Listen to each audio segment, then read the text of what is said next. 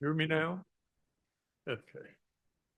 Um, we are honored to have Meg Kissinger here tonight or this morning. Many of you, I'm sure, know her. She spent more than 2 decades traveling across the country to report on America's mental health system for the Milwaukee Journal Sentinel. She's a Pulitzer Prize finalist. She has won dozens of accolades, and you can go online and it covers 4 or 5 pages, right? Maybe, uh, including 2 George Polk Awards, the Robert F. Kennedy Award, awards for investigative reporters and editors, and 2 National Journalism Awards. Kissinger teaches investigative, is that right? Reporting at Columbia Journalism School, that's in New York, right? And was a visiting professor at DePaul University, which is her alma mater. Her stories on the abysmal living conditions for people with mental illness inspired changes to Wisconsin's law and led to the creation of hundreds of new housing units.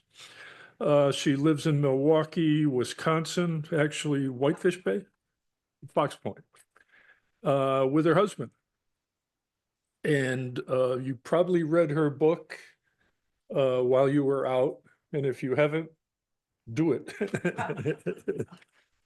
And welcome, Mesh. We're very happy to have you here. Oh my gosh, it's so good to be here. I am really so pleased. And I have to give a shout out to David for his persistence. He emailed me right when the book came out, and it was hard to find a day early on. Nice problem to have, to be so popular, right? But anyway, I'm thrilled at the attention that the book is getting. I'm sad for the reason why. It's because, mental illness in this country is still a problem that needs much more attention. So it's my great honor, to be carrying that message. I just have to give a quick also explanation about all those awards. It finally dawned on me that the reason that they give newspaper reporters all these awards is because they don't really pay them too much money. So they really try to appeal to your ego. And I got sucked into that, I think, a little bit when they were writing that book jacket cover. And I also used to be so proud of the fact that I won the Robert Kennedy Award. And then his son came along, and every time they say that name now, I'm like, oh, can we just skip over that one? But anyway, as I said, I'm so delighted to be here. I'm going to kind of cheat. So I'm going to read. I don't normally read something, but I put this together some time ago for a podcast called The Next Big Idea. And it was so good. Like, apparently that ego is getting out of control again. But I'm just saying that I poured myself into this, and it was the 5 things I learned in writing this book. And when I reread it the other day, I thought, wow, I'm just going to read that on Tuesday. But it's not very long. So I'm going to read it. And I think that's going to be a springboard for a good discussion that we can have. So I'm a casual lady, and I don't like formal presentations. I get too nervous about whether or not I'm on the right slide. But I'm just going to read this, and I know we're going to have a lot to talk about. So I hope that this next hour, can be one that's very interactive and not just me up here bloviating about my favorite topic, which is myself. So if I can read my phone, here we go. So I begin by saying that for more than 25 years, I traveled across the country and beyond in pursuit of the answer to 2 very simple questions. Why is good mental health care so hard to come by? And what can we do to make it better? And my interest in this topic was born from the most personal and tragic of circumstances. In 1978, my sister Nancy, the second oldest of the 8 kids in my family, died by suicide after a long battle with bipolar illness. She was 24 years old.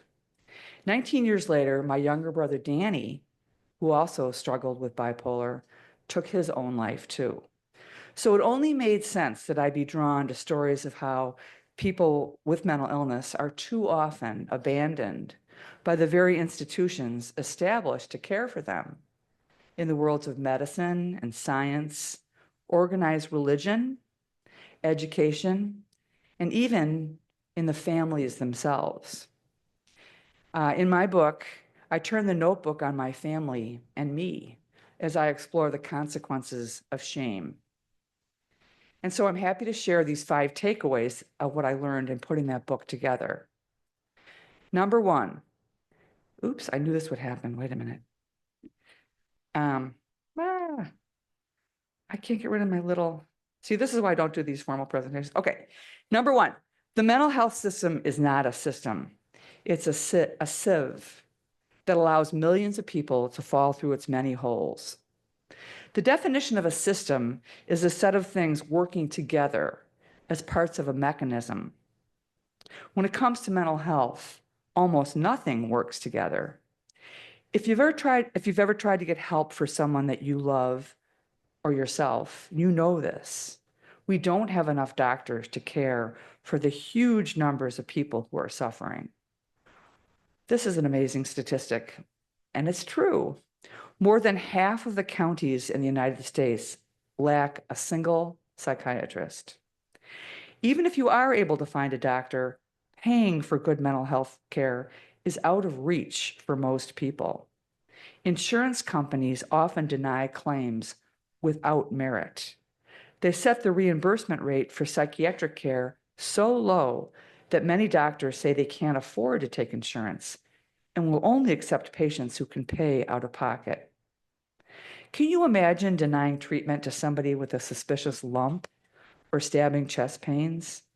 Yet this happens thousands of times every day for people with crippling depression, panic attacks, or terrifying delusions.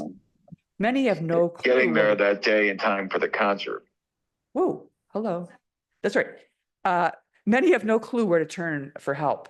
In the 25 years I spent reporting on our country's broken mental health system, I was most haunted by the frantic parents who would call me in the newsroom wondering how to get help for their sick children because I had no good answer for them. So what happens to these very sick people who can't get medical care? The lucky ones will likely recover on their own in time. But 15 million Americans suffer from serious mental illness, a distinct category, meaning a lifetime of chronic disease. That's a subset of about 6% of all adults in the United States. People with serious mental illness get confused easily. They're often overwhelmed. They may have a hard time sleeping, making decisions, holding a job, staying in relationships, making their own meals, paying their bills, and caring for other basic needs. Some are not able to separate fantasy from reality or even to recognize if they're sick. When they're left untreated, many end up abandoned or on the streets or dead, which takes me to takeaway number 2. People with mental illness are human beings. That might sound obvious or even facetious, but when you consider how people with psychiatric illnesses have been treated throughout history, you'll see why this point can't be underscored enough. Those with illnesses like schizophrenia, mania, and depression were once thought to be evil, possessed by demons.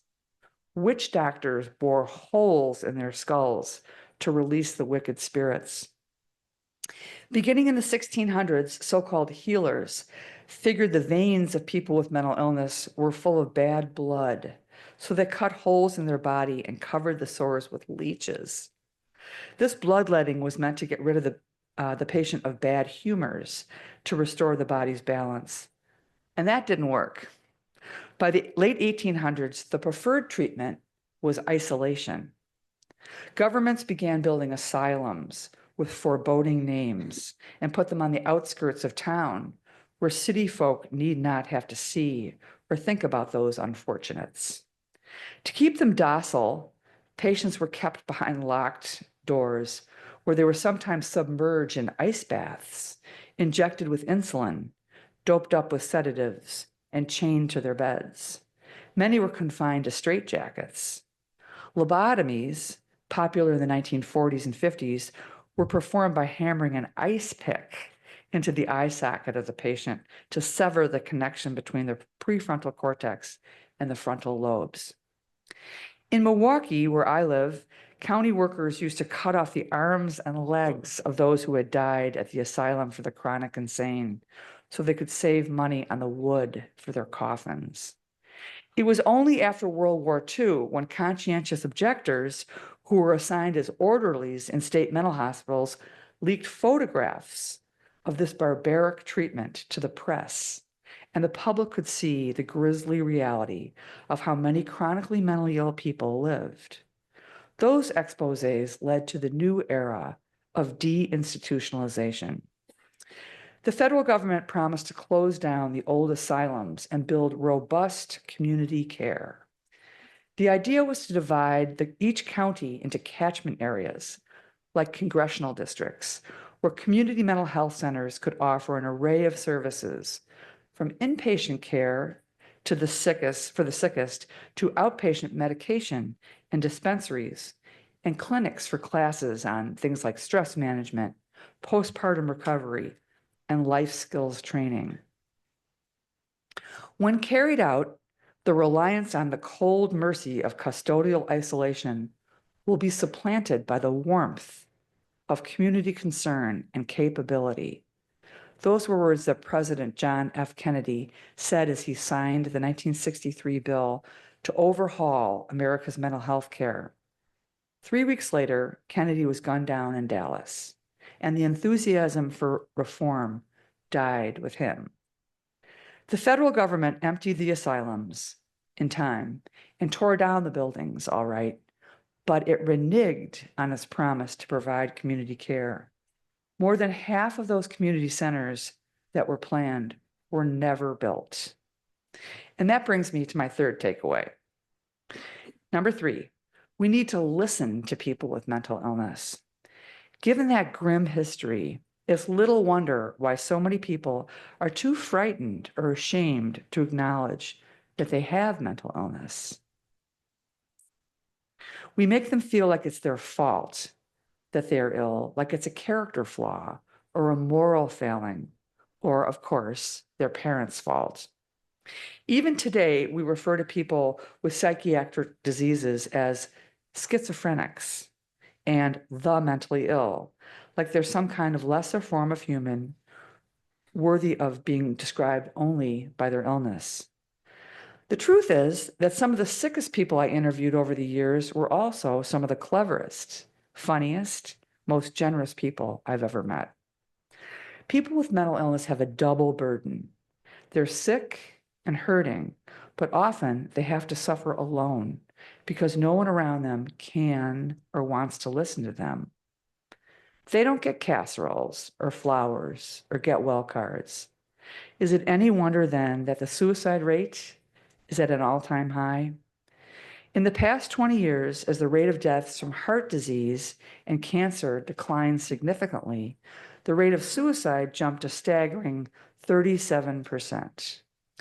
After a brief dip during the early days of the pandemic, the number of people dying by suicide is expected to reach an all-time high. Nearly 50,000 Americans died by their own hand in 2023. Suicide is now the second leading cause of death for children ages 10 to 14 and people between the ages of 20 to 34. Disturbing as it may be, feeling suicidal is a shockingly common human emotion. In 2021, 2.3 million Americans reported seriously considering killing themselves. That's according to the Center for Disease Control and Prevention. About a third of those people said they had an actual plan, and nearly 2 million put their plans into action. The week before he died, my brother Danny sent me a letter describing what it was like for him to live with chronic mental illness. "This is an awful disease," he wrote. "Only love and understanding can conquer it." Those words seemed cheesy to me when I first read them, not knowing that they were the words of a man who'd soon be dead. In the years since, I've reflected on them 1,000 or more times, and I see that Danny is exactly right. If you love someone, you'll try and understand them. And if you understand them, you'll try to help them. You'll listen to them. If we're going to cut down on the alarming number of suicides, we need to let our friends and families talk about their thoughts without making them feel ashamed. We need to be able to ask, are you feeling like hurting yourself? With the same clarity and sense of purpose that we would about chest pains or trouble breathing. We need to find ways to let them have their voice be heard. Silence can be deadly, and shame kills. Which brings me to my fourth takeaway.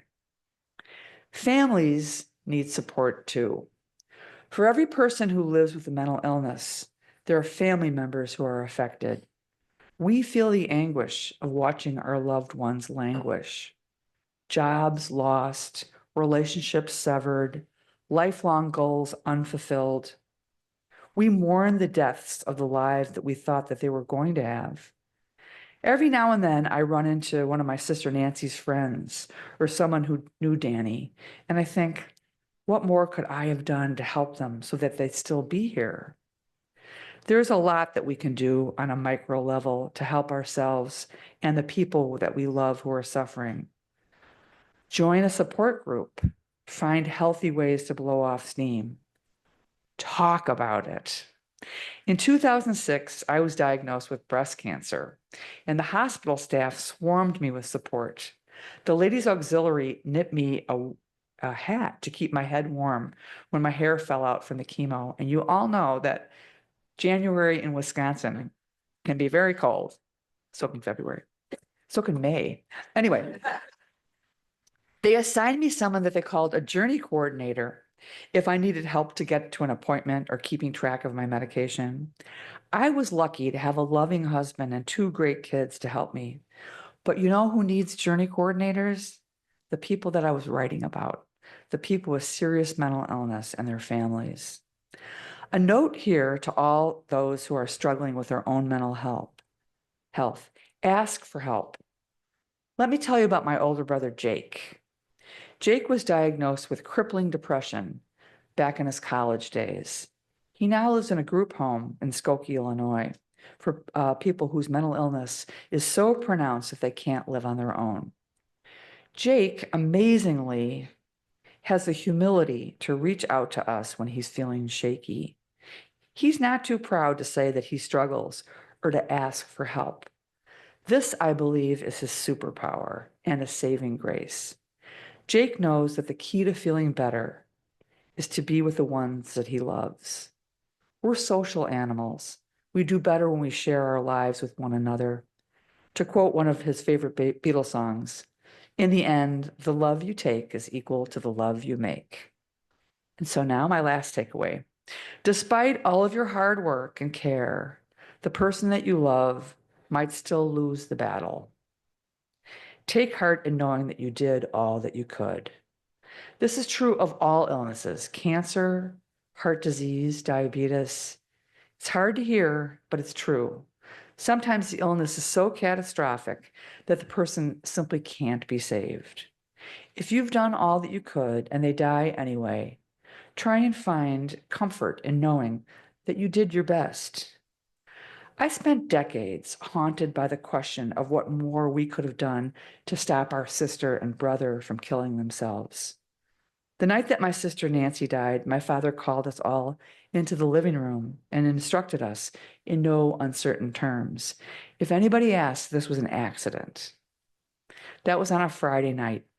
By Tuesday, we were all back at school or our summer jobs. Business as usual, move right along, nothing here for you to see. I worried that our silence around Nancy's death set the stage for Danny's. Families of people who kill themselves are more than twice as likely to die by suicide. What if we would have gotten help that they so desperately needed? How much more grief could we have been spared? No one can say for certain, but it's never too late to reach out for help. Decades later, I finally got the chance to ask those questions.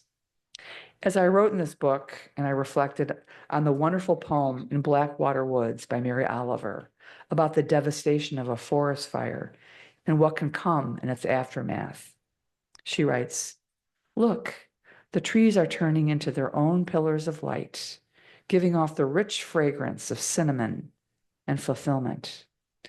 That's what having the chance to talk about mental illness in our family has done for me and my brothers and sisters. We become our own pillars of light, finding ways to help each other. Oliver ends her poem with this genius advice, words that now give me great comfort. To live in this world, you must do three things: love what is mortal, hold it against your bones, knowing your whole life depends on it. And when the time comes to let it go, to let it go.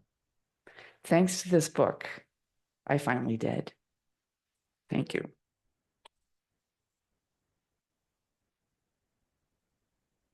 So I thank you for indulging me in reading that. I think it encapsulated, everything that I was kind of going after when I set out to write this book.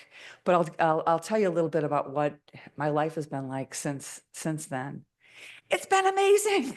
So I have, I just feel like I'm Dorothy and the Wizard of Oz or something, and it's just like I'm having these amazingly soulful conversations. I know that people struggle, and our family certainly does not have a corner on the market on suffering or adversity. And in fact, I was thinking on the way over here, because the theme of my book, is how toxic shame is and how shame can kill you. And I guess it's ironic, and reporters love irony. But I was always so proud of my family. I'm the middle, I'm the monkey in the middle. So, when we would like march in on Sunday mornings into St. Francis Xavier to go to 8:15 mass, all dressed up in our Mary Jane shoes and our gloves and hats. I was always like just puffing out my chest, so proud of this family that I came from. So when, things started happening and people started stumbling, I couldn't understand why that would be a shameful thing. And it made me angry. And then I felt that I was very, very fortunate to have the job that I did in the place that I did. And the place, of course, is Milwaukee.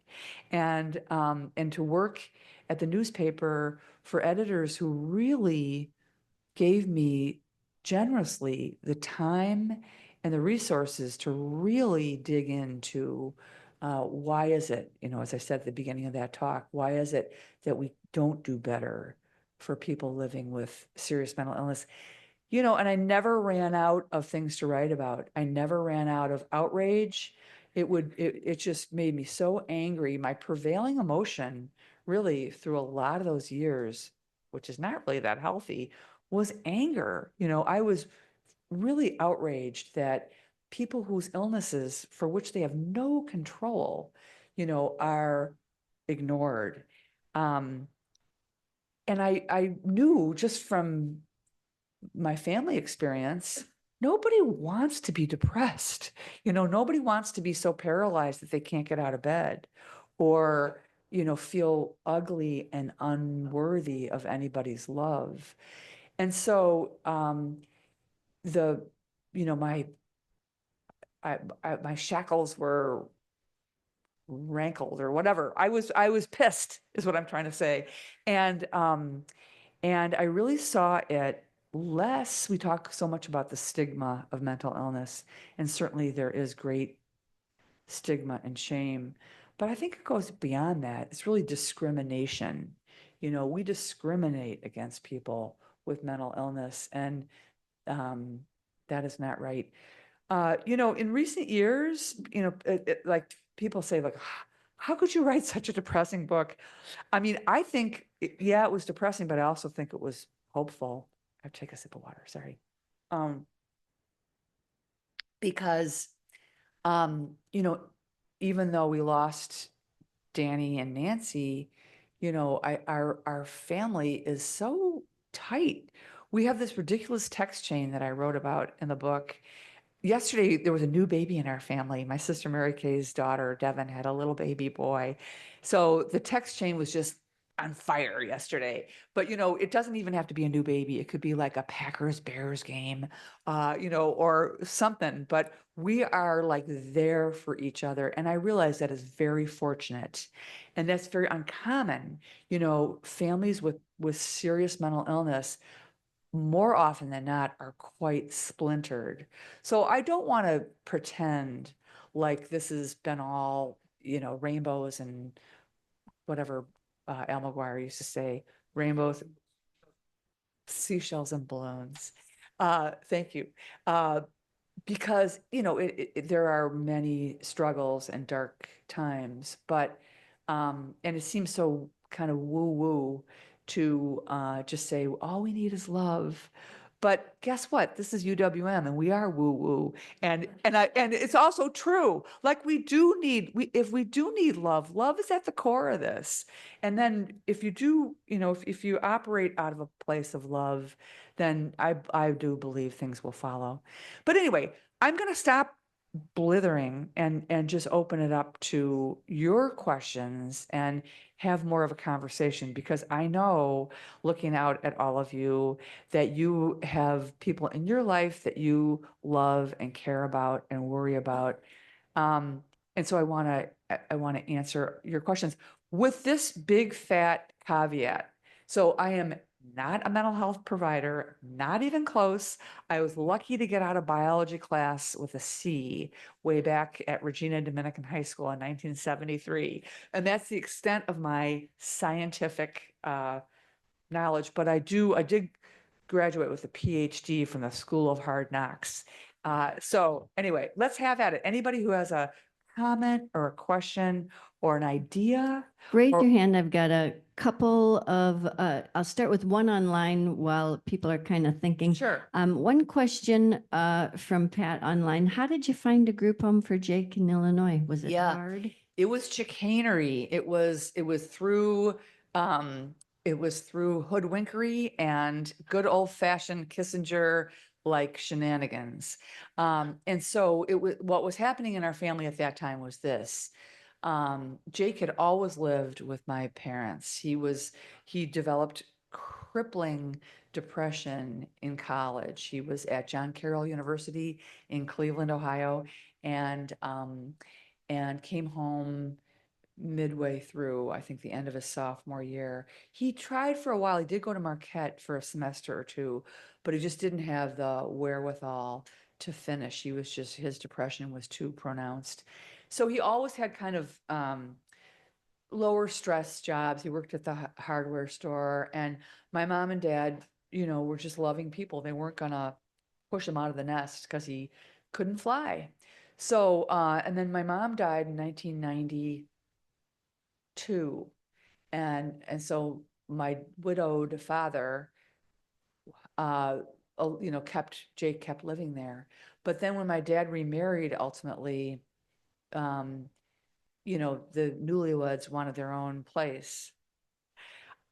No comment. But anyway, so what are we going to do? So my sister Mary Kay, who's a great resource, she's so feisty. She can battle any insurance company or whatever. But anyway, she found that there was an excellent group home for people who are homeless.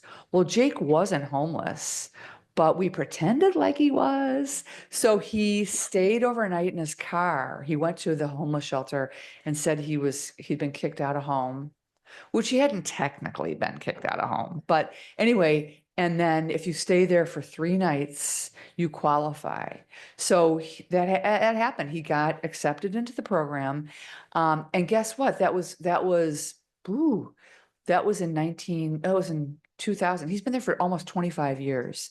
And it was meant to be kind of transitional, but he loves it there, and he's a very social animal. So anyway, long-winded way of saying we punked the system.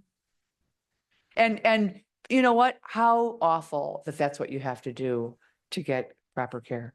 You have a question or comment? Yeah.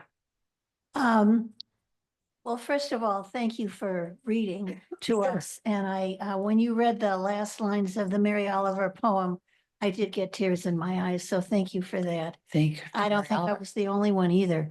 At OSHER, we're not supposed to be political, but we are talking about mental health care Mhm. and we're talking about the government. Do you have concerns that treatment for mental health is going to decline even more, that things will be much worse? And if so, what can we do? Yeah, of course I do. And at the same time, I mean, this is weird, but I'm a super optimistic person. Like I just by nature always think things are going to get better. And I believe it. I really do. And I've seen it. I have seen great improvement. So I'm worried about everything about the federal government right now, without getting too, he knows who he is. But I also know that we now have our voices are amplified, you know, that we are able to speak up and let our needs be known. There are great organizations springing up. There's a guy in my hometown of Wilmette, Illinois. His name is Joe Feldman, and he just started a program because of his own family situation.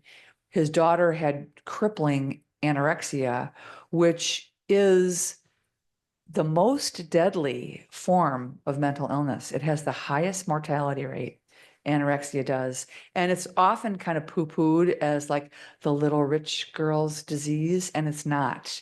But anyway, Joe's family struggled with this and couldn't get insurance to have his daughter be treated at a facility. So he started an organization called Cover My Mental Health, which challenges insurance companies, and it educates consumers about how to file robust mental health claims. So I have lots of reasons to be excited about the future of people with serious mental illness getting more attention. A lot of it is born too in the kids. So, you know, my own kids and nieces and nephews and the students that I taught, you know, I taught at Columbia for 6 years. I'm no longer, I'm just loosely associated with them now. I'm back home living in Wisconsin. Yay. Even though I loved being there, it was very exciting. But my students are so out there. They're so transparent, sometimes to the point where I'd be like, class, this is not a drum circle. I am not Oprah. We are learning investigative reporting here. But so that's a long one to say I am hopeful for better care in the future. Oh, I think he's got the microphone, but he'll come around. Yeah. A resource for people who don't suffer from depression but want to understand it better is William Styron's Darkness Visible. It's a very small book, and he talks about his own struggles with depression despite his many accomplishments, including writing Sophie's Choice. So I would say that. And I had another friend who suffered from depression who said it's more socially acceptable in our society to be an alcoholic or a drug addict than it is to suffer from mental illness. Yeah. Thank you so much for that helpful recommendation and that excellent point. Yeah. You know, I really feel like we need to educate ourselves. I learned so much in being a reporter. You know, I was afraid to ask my brothers and sisters or my mom and dad about the mental illnesses that they were struggling with. You know, or even examine my own, you know, what's going on up here, you know, like it's scary, right? So that's why I feel like I was so lucky. I had kind of a do-it-yourself crash course over all those years that I could ask total strangers, what does it feel like to have depression? And you know how they would just say that their arms and legs were so heavy, they just couldn't get out of bed. So yeah, so thank you for that. I'm not sure. Can you hear me? Yeah. I appreciate your book. I read it too. And I just wanted to say, I appreciate you also talking about like the treatment deserts that are Right. among us here. Yeah. And, there's, as far as being concerned about treatment facilities or treatment for mental illness, I was in mental health care for a million years. And, there's more and more facilities that are closing because Mhm. mental health does not bring money. Right. And so hospital systems are closing them down, and people that show up in the ERs are unwilling to go further than, their local hospital for mental health treatment. Mhm. And, I would often say, we're not going to make you walk there, but Milwaukee's got a facility. And, but I just thought I'd just bring that up because it's so, in the insurance aspect of it for sure is just, I mean, healthy people have Mhm. trouble negotiating these systems, and now Sure. you have to go through AI, people, just Right. to get into talking to someone. So if we have trouble negotiating, just think of anybody with mental health illness trying to get some help. It's very difficult. And yeah, I just wanted to- Excellent point. Yeah. And thank you for all the work that you did Oh, over thank the you. years. Sure. Were you a nurse? Yeah. Oh, you were doing God's work. Yeah. Question online Yeah. about what do you do about, meeting people who struggle bringing up the names of your siblings? I think that's a common thing, just even with people who are ill. Tell me a little bit more. So what do you do about it? People who are uncomfortable talking about your sister Nancy, Oh, yeah. what do you do to help them? Yeah, I mean, I love remembering. I don't know if that's what you're getting at is how to have talks about people after they died and not continue the shame of the way that they died, but honor the life that they had. And for a long time we didn't, we were so ashamed. My brother Danny was horrified that Nancy had taken her own life. He would tell people that she died in a car accident because he was so embarrassed. So that was a big warning sign, but for a long time, newspapers would not print obits of people who died by suicide. It was, well, of course, I mean, going back even further, they didn't used to talk about cancer. So, I mean, the Victorian people didn't talk about anything, but we're learning now, that suicide is grossly underreported because people, just, oh, he went to sleep, he died in his sleep or drowned or whatever. There are a lot of ways to cover up the fact that somebody took their own life. So I just think it's incumbent on us. I mean, that's easy for me to say because I've had a lot of years of living with this, but how are we going to ever get to the root of something if we're not honest about the reality of it? So, I think I answered about 10 questions in that one. Yeah.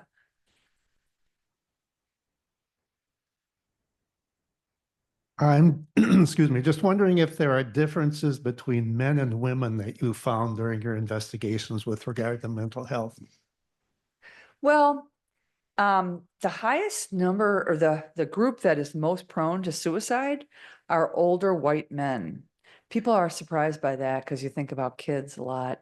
In terms of, so there's different age onset in terms of schizophrenia, like women tend to develop it earlier than men. Let's see, in terms of, I think culturally speaking, women are much more likely to share their feelings. So maybe they're getting help that they need by and large. There's I always feel kind of flustered talking about the science of, of the illness for the reasons that I told you about that C in biology class, but also because we're so in the infancy of understanding mental illness. And, there's depression, which most of us are these days. situational depression. There is, there's anxiety where our dog died or our boyfriend broke up with us or we lost our job. There are life circumstances that cause dis-ease among us. But the population that I focused on and what my family represents are people with serious mental illness. So that's a distinct category in the diagnostic manual. And as I said, it affects really about 6% of the population. So it's a subset of all people with mental illness.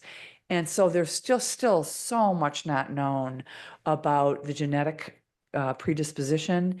I don't think it takes a rocket scientist to look at our family and think, whoa, there's some serious gene pool action going on there. And my mother's name was Jean. We're all like, it's in the bills and genes.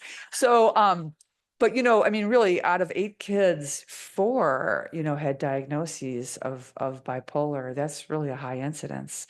So, but we still just don't know enough about, what genes are implicated in that, and then how to treat that, and then, God forbid, not God forbid, God please, how to cure that.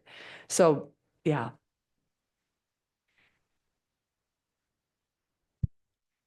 What have you learned about mental illness and drug and alcohol abuse? Yeah, well, they go hand in hand. I'll say that right away. That's not a surprise to anybody. But people who are anxious or scared or suffering in some way often turn to the bottle, or a bottle of pills or a bottle of booze. I remember very early in my reporting, there was a woman in Milwaukee whose son had bipolar and also had a drug problem. And this was before the federal government changed its policy, but one condition was knocking out care for the other. So he could not get mental health care without first addressing his drug addiction. Well, that's ridiculous because they're clearly related. That guy ended up dying. So they're very hand in glove. There's been a lot of really good reporting lately in the New York Times by my friend Megan Toohey, who was the lady who did the Me Too stuff. She was a reporter at the Milwaukee Sentinel, and she sat right across from me, and she's a whiz.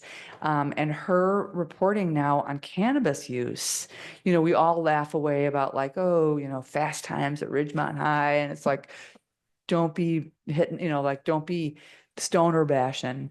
But there's so much that we don't know about the long-term effects, and they're starting to see some real concerns as it relates to, overexposure to cannabis with things like hyperemesis.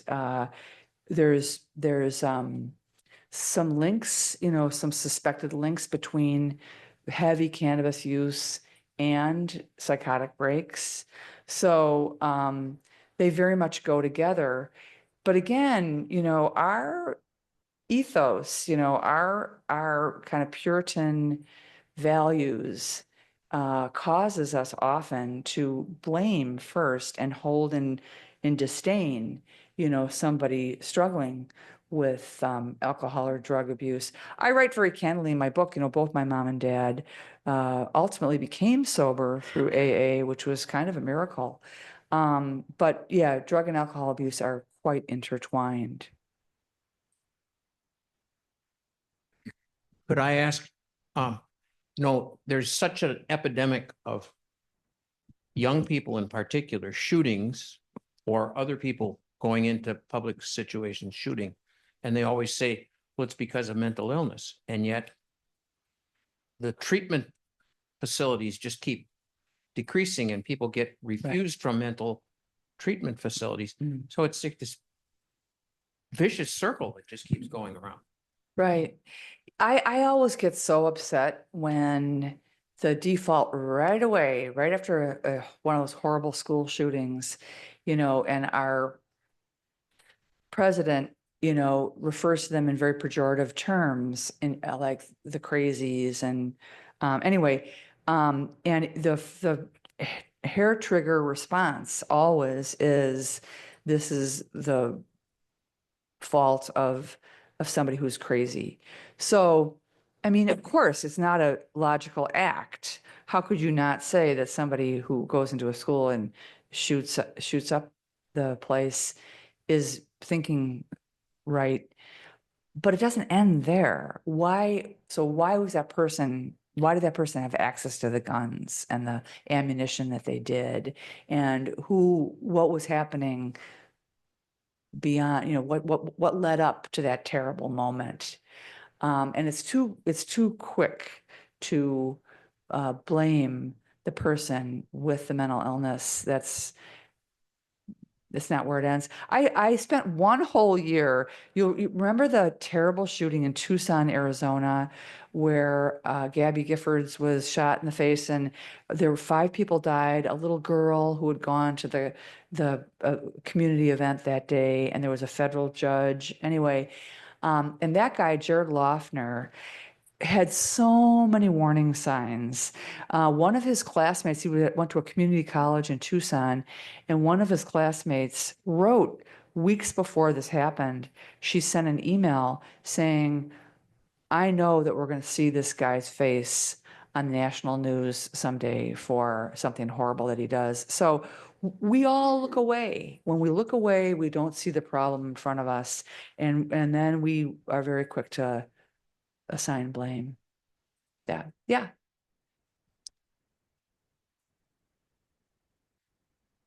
Oh, hello, I'm Sue. Prior to retirement, I was an advanced practice mental health nurse, and I started in late 80s, and I've seen a lot of improvement both in treatments and in social programs, but we need to do more. Yeah. And my initial job was in a psychiatric outpatient clinic here at Columbia St. Mary's that they closed in 2005 because we weren't making money, basically. But that led me to a job with a managed care organization, a very grassroots managed care organization here in Milwaukee, where we worked with chronic mentally ill and medically ill people out in the community. So I learned the most from there because I learned about the interplay between addictions, mental illness, and trauma. Yeah. I learned about the social needs that many of these individuals, when they go untreated, they end up on the street, jobless, homeless. Yeah. So it was really working not just with the mental illness and getting them educated and in treatment, but getting them hooked up with our community programs. And we do have very good programs, but we need more of them. They become very absorbed, and there's long waiting lists. Also, thank you very much for your investigative reporting regarding the housing conditions, because after your investigative reporting, I started working with iCare shortly thereafter. Great. And I saw the appalling housing conditions, but I saw the improvements that happened. Yeah, So thank awesome. you very much. Well, you're welcome. Thank you for that. And, of all the things that I ever did, I think I'm the proudest of our work in that, because it was something that's so fundamental. Housing, how much more important is that on the hierarchy of needs, right? And then I don't think I could do that series today, unfortunately, because what happened was I was just observing as I was writing these stories, and I would go to the places where people were living, and they were these god-awful hovels. And so I just thought, this is not right. So I went around to every agency that contracted with the county and said, tell me where your people are living. And I made a big long list on a legal pad, and then I ran all of those addresses against the database of building code violations. And so we were able to really show, through data, which I think is very important. I mean, we all love good anecdotes, but data really drives the point home. Part But- of our job was Yeah. to actually many times go in and meet our clients where they lived. Yeah. So it was either on the street, in shelters, Yeah. or And some of the housing was good, some was pretty appalling. I mean, I was afraid to go in. Yeah, So, me too. And- but to live there, you know. Right. And also in Milwaukee, we do have some good organizations that provide both support to the individual with mental illness and their families, Alliance for the Mentally Awesome. Ill, Mental Health of America. Yeah. And there is the Milwaukee County Mental Health Task Force that Right. meets monthly. Yeah. They do a lot of advocacy. So work. I thank you for bringing that up. And I also want to mention, so, you know, when I talked in the thing about the history and how it used to be the asylums and, you know, all that, well, nobody wants to return to those days, right? You don't want to keep somebody behind a locked door and, you know, all the gruesome stuff that, so the idea of care in the community is wonderful. It's just that the execution of it, you know, didn't happen because of spending priorities and, you know, a whole host of moves in Washington, DC that changed that. So, you know, it was the most effective form. What happened was, you know, back when they first emptied out the asylums, and they would say to these people who had lived there for most of their lives, like, come into the clinic at 10th and Wells on Thursday morning and get your medication. Well, you might as well tell that person to go to Mars. You know, like, they didn't know how to get on a bus and, you know, how to grocery shop or how to do the laundry or whatever. So it's just imperative for care to be taken, go to the people. Don't have the people come to you. You go out to the people. But that's expensive and time consuming. And anyway, but it was begun in Madison, Wisconsin. The assisted outpatient treatment, AOT, was revolutionized in Madison, Wisconsin. And just a quick funny story. Back in 2014, I did a series about community care. And there was a little town in Belgium. It's called Heel. It's spelled Geel, but it's pronounced Heel. Anyway, they have been known for centuries to provide robust, full community care for people living with serious mental illness. And so I finagled a trip to Belgium on compliments of the Milwaukee Journal Sentinel, which is probably why it's bankrupt now, but whatever, or almost damn near. Anyway, I went there and when I interviewed the woman who runs the program, I said, you know, this is just amazing. You've got these people who they live, they call them boarders, and they live in homes in the way that we do, like an AFS student or whatever. And I'm like, well, how genius, you know, where did you get that idea? She said, from Wisconsin. we call it the Wisconsin idea. I'm like, oh, okay, well, I'm glad I traveled 3,000 miles to interview you. But, you know, Madison was very different than Milwaukee. So these you know, very regional political sensibilities really can change the picture. Yes, Dave, do you have some? Wait. Jane is gonna go first. Okay. Oh, sorry. Thanks. Oh, sorry. I called on him though. That's my bad. Sorry, I David. don't care. It's Yeah. not. I just wanted to tell a short personal story. Yeah, So please do. in 1978, I got married to a wonderful, smart man, a great person. And I knew something was a little off over like the next couple of years. And I was on a business trip and his parents called me and they said, well, John's in the hospital and he's really ill. And I was like, oh gosh, you know, what happened? They just come to St. Mary's when you get back. Yeah. So I went right to the hospital and they were there, his parents, and he was in a full-blown manic episode, psychosis and everything. And it's scary when you see that and you know nothing about it. Right. But what I found out from his parents, almost at the hospital, I think it was that moment, his grandmother had been schizophrenic her whole life and in a mental institution. And his dad had a serious depression problem. And I felt like I was in Jane Eyre, only I was Mr. Rochester. Yeah. So it's a shock. Right. And the thing that they said to me at the hospital was, no one can know about this. And I said, you know what? Absolutely not. I don't have the mental energy to hide this. Wow. And this is in the early 80s. Yeah. Because they were in a social status where they didn't want any of their friends to know. And they were at the country club. And I said, absolutely not. We're not going to do that. You can do whatever you want to do. but we're going to tell our friends and family. And the thing is about mental illness too, I think people think, oh, it must be awful, crushing, but it's not. I mean, No. there's happy times, there's Right. good times. And because what I saw was people who didn't have a stable relationship or family or someone to advocate for them. Those are the people on the street. I mean, he would have had a lot different life if I hadn't been there. But it was at times, I mean, he might have been crazy, but he was like my crazy husband and I loved him. And Oh he had my a really, God. he had a sensitive employer. Yeah. And, you know, eventually he died of cancer when he was 51. And I think it was a result of, he took a lot of medications to Yeah. keep him sane, but he was highly functioning for Yeah. someone with bipolar too. He was very highly functioning. I love what you said about, you know, that there were good times and that you loved him. And this is so important. You know, I really believe that we put people that we know with serious mental illness in this little narrow silo, and we only see them for the illness that they have and not for the full human being that they are. And just one little thing. to No, add, go. just You should write your own book, please. This friends of ours who had 6 kids, my husband was over there once when he was pretty ill. I mean, and he was a little manic and stuff. And I said to them, I'm like, well, I'm sorry he's here. And they go, oh, no. We want our children to know.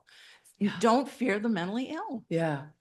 Good for you. I'm thank you so much for sharing that story. And this is that like, see, like I never ran out of things to write about. I only ran out because I left the newspaper, but if I were still there, I wouldn't want to write that story right now today. Thank you for sharing that. Quickly, there's been a lot of national press about how police respond Yeah. to situations that obviously involve mental health. Do you know if Milwaukee's doing anything Yeah, I do. with their departments to educate their police force? Yeah, thank you for that question, David. So do you remember well, it's now more than 10 years ago, a guy by the name of Dontre Hamilton was shot at Red Arrow Park, and just a terrible tragedy that never should have happened. And the family sued the city, and they made a deal that the city would require all police officers to undergo 40 hours of training in what they call crisis intervention team training, which sounds like a great idea. But the problem is that a lot of police officers don't want to be in the business of being what they call, you know, hug a thug. So, or like street psychiatrists, like, nope, they're there to maintain law and order, and they don't want to like comfort a guy on a park bench. And so, and that program was designed to appeal to police officers who have a real compassion or a real inclination to work with people living with serious mental illness. So much of such a high percent of phone calls that cops get involve somebody in a mental health crisis. So they do need to be trained. So Milwaukee does require that now of its officers. It's not the total panacea that it would appear to be, but it's better than nothing. I did right after that happened, the paper sent me to Houston, which was not Belgium, but it was Houston. And Houston had had a terrible tragedy some years earlier, and they made a very dedicated effort to set up their police department in such a way that they had a whole division for mental health policing. And they had a robust program of assigning a therapist to ride along with cops. Milwaukee does have that. It's called the, I can't remember the name of it now, but it's MUT program, mobile unit. Yeah. And so the MUT program is great. It's not at all close to meeting the demand. So they operate, you know, like Monday through Friday from 9 to 3 or something like that. So it's not, you know, they need much more funding. As a reporter, I always balked at writing these stories where the answer was always, we need more funding. I mean, that is always the case, but, you know, I think it's also, it's beyond that. It's the actual, like the actual resolve to want to do that. And then if there's the resolve is there, then the money will be there. Yeah. Hi, I'm Diane, and I have a question. I'm just curious what your take is on, I'm hearing a lot, the discussion seems to be primarily, you know, adults Mhm. with mental illness, and sometimes these adults have children Yeah. who also have mental illness. Right. And I'm just curious as to what your take is on how to start with younger. Yeah.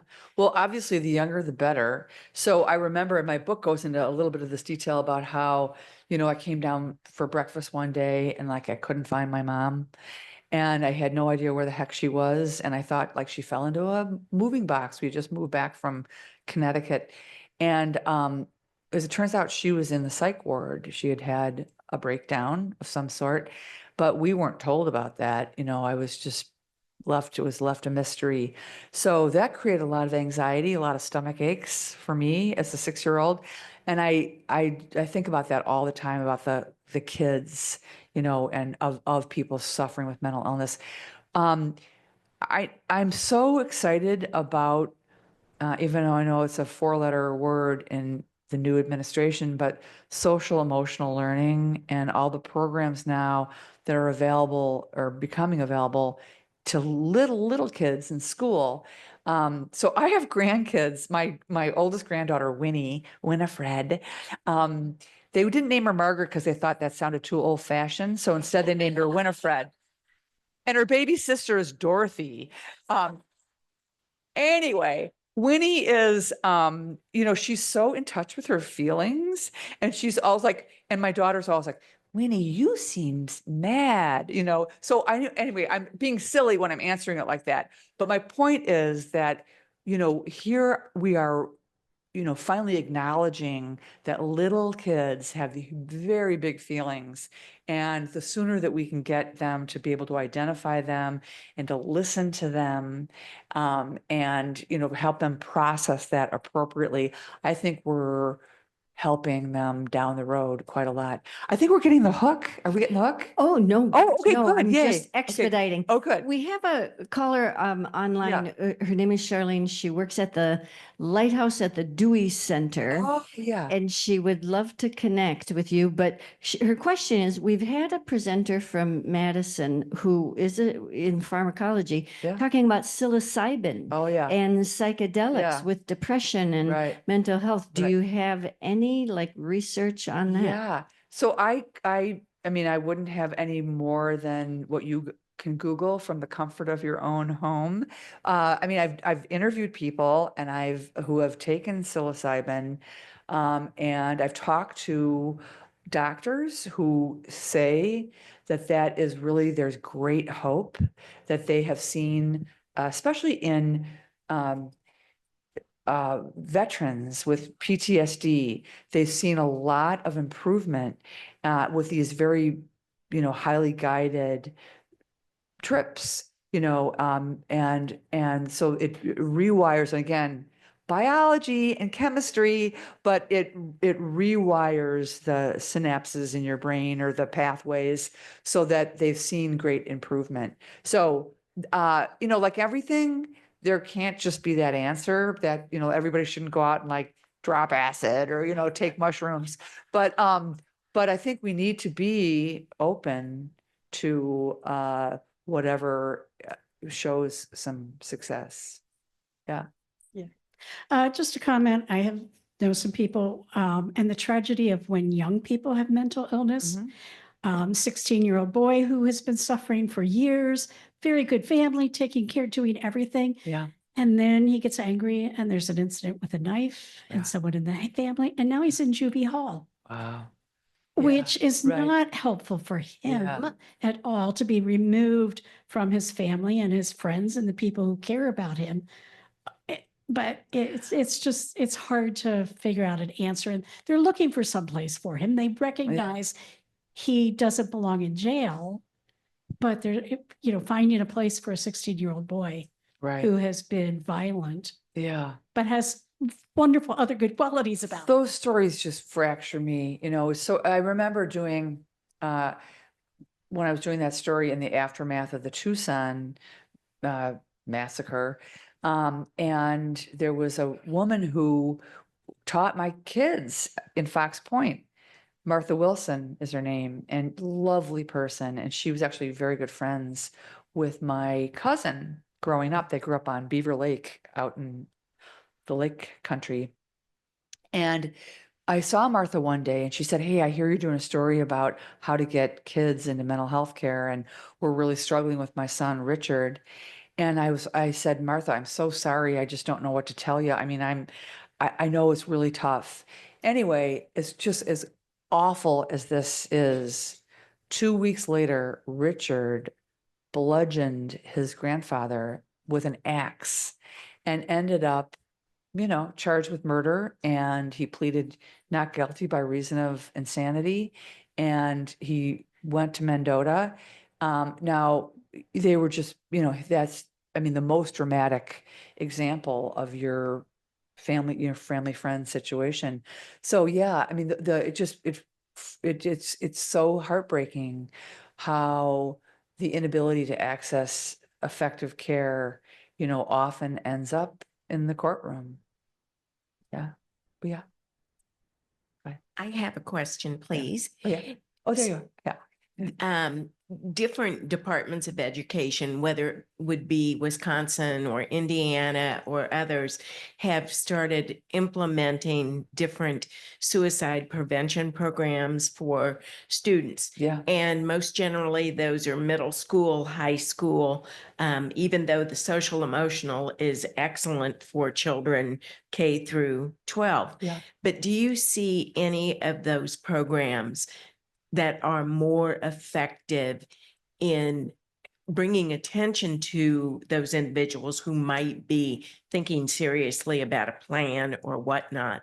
Is there one that you feel is really effective over another? Yeah, I don't know enough about it recently. Back, you know, some 10 years ago when I was still at the paper, I was following like Red Gen is a organization here on the east side. I know there are a number of teen suicide awareness efforts. And the tricky thing, you know, is how do you address this without aggrandizing it, you know, or making it something that might appeal. One thing I learned very late in the game is that if you suspect that somebody is feeling suicidal, you know, I always thought, well, don't talk to them about it. You know, it's going to give them an idea. That is 100% wrong. You know, you definitely need to ask the person that you love, are you thinking about hurting yourself? Are you in danger? And find the courage and the patience, you know, to have that conversation. So I can't tell you, you know, which I highly recommend or not, you know, whatever. But I applaud the efforts. Another very hopeful sign and a burgeoning effort in better mental health care is the peer support system. So, you know, people living with mental illness, their own mental illness, being like a buddy, you know, a buddy system in helping. And that's what some of these teen programs are meant to be too, is, you know, somebody paired up to say, you know, I was struggling with my mental health and this is what I did. I think that needs some supervision and yeah, but I'm excited about the prospect of people again having conversations that are helpful to. I just wanted to add to a little bit going off of what your comments were. I don't know if people know in general. Oh, sorry. I don't know if people know this in general, but in the state of Wisconsin, anybody 14 years old and older has to agree to treatment.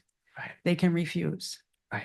And so, unless the police are involved in the emergency detention, our chapter is enforced. So, and this gets to the part that used to drive me up a wall, and that is kind of the judicial approach to mental health care, which became such a thing, you know, in the 70s with all best intentions, you know, again, closing down those asylums and having people have more say about their own mental health care. And certainly we don't want to infantilize people living with serious mental illness. At the same time, you know, as I said in the book, we traded one outrage for another, you know, so we closed down those rat traps, but then we kicked a lot of people to the streets. So without proper supports, you know, but just the whole legalese, you know, how you can't compel somebody into care unless they're found by a court to be a danger to themselves or others. So, and that's a very high bar.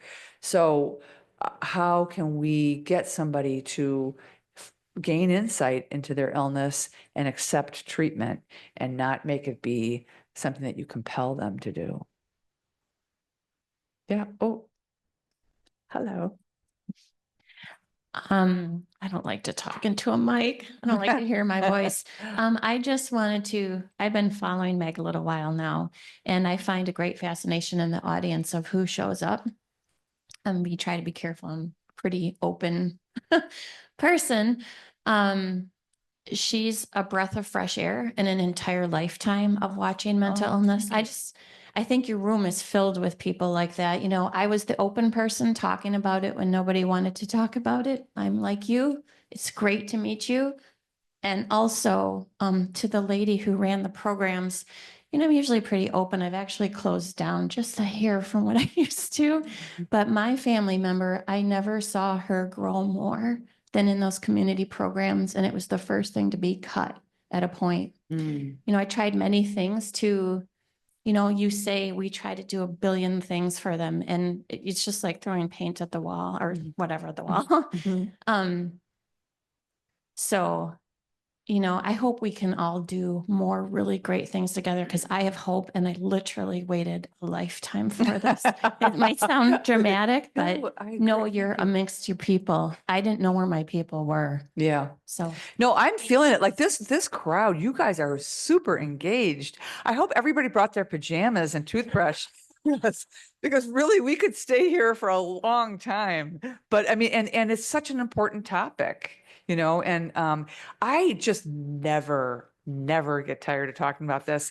I mean, my naughty joke is that I'm a book club slut. That's not a very nice thing to say, but it's true. I am so delighted that people want to have these conversations that I literally never say no. So, you know, it's just a privilege. And so I also wanted to mention, this is the hawking part of the talk, but I do, if anybody wants a book, I do have some books. Hey. I'm happy to Oh, that's sign. Yeah. awesome. We do not have to end this. A couple more questions. I do have one comment. Yeah. You know how a couple of people have mentioned that conversations are starting. So, Pat online said she's a part-time caregiver for a family member with Lewy body dementia, and she's discovered many Facebook support groups that offer excellent information, resources. And I think our conversations are getting better exactly about, you know, mental illness, struggles with grief. And in fact, it's been kind of a topic of conversation in our office that we're going to start in summer. Well, and also in our core programming group in summer, 2 women are going to start a new special interest group around death and dying. And it is going to be just an open conversation, no agenda, but they happen to be death doulas that actually help you at any stage from, you know, even you don't even have a diagnosis to I have a diagnosis, but they're just absolutely the most compassionate, wonderful people. And to have groups that, in spaces that I can come and just kind of talk about something. I think that's great. That's awesome. So can I put a plug in for my friend Gail Cullen, who is here? So Gail, will you stand up, please? Okay, so yay. So you guys might remember Gail from Channel 4. She was, and Gail is a beautiful soul and a very beautiful writer. And so you might know that her husband, Steve, who was an alderman, died suddenly, leaving her with these 4 beautiful kids.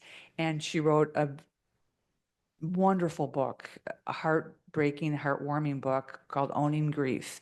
And Gail and I have done a presentation together. So I highly encourage you to, Yes. Yeah. So Gail, we've connected. Yeah. Yes. Yeah. And so, and what we share too is, well, we share a lot. But, and sometimes it's a glass of red wine. But it's also, how nobody talked, like after Steve died, first of all, the Catholic Church, was not as warm and accommodating to you as it needed to be. Ditto for our family and our grief. And then how friends, you found out who your true friends were by, who kept talking to you and inviting you out to dinner and stuff. So anyway, I just want to put a plug in for Gail, and what I learned, she's an amazing presenter and she does know how to use a PowerPoint.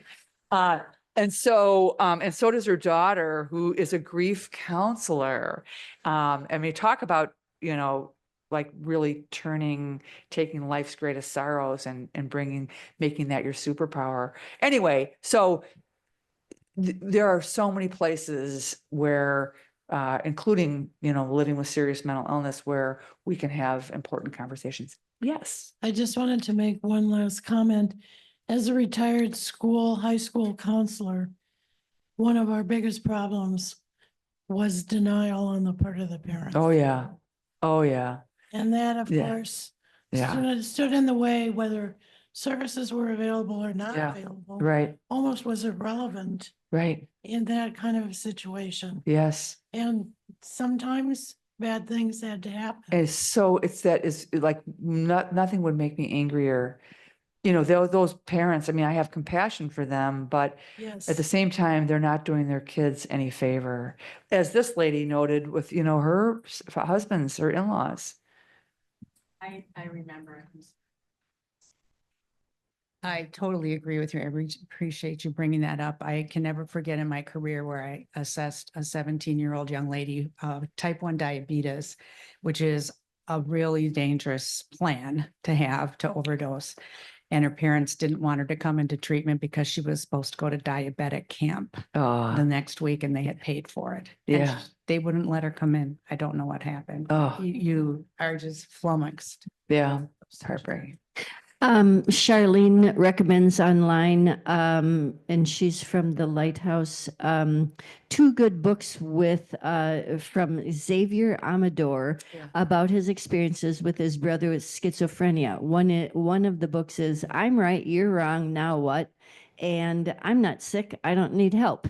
And his website is leapinstitute.org. One more question. I think we have time. One Guess more what? question. I take an art class on Tuesdays at 12:30. Oh. So I know. So I have to, I'm so excited because I can't even draw like a stick figure. But I just thought I have to find out if there is another side of my brain and use it. So I have to leave in like 15 minutes. But I just want to, maybe we have time for one last question.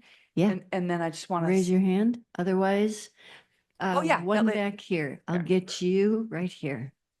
You get the last I question. really don't have a question. Yeah. I loved how your book circled around. You start with your family. Yeah. And I loved how it circled around and you found the woman who came in and helped your mom. Oh. So that circled around, Yeah. and to have that perspective Yeah. towards the end must have just been a gift from heaven. Well, I thank mean, you. So So, yeah, that I love that. Yeah. that is such a great note to end on, because what she's talking about is I'm super proud of this. I'm going to go back to bragging about myself the way I started. And that is that I found our old babysitter from 60 years earlier. And I was like, wow, I had to really put on my investigative reporter hat to do that. And I found her because my husband said, go to the alumni office of the college where she went, because they can find anybody and shake them down for money. And he was right.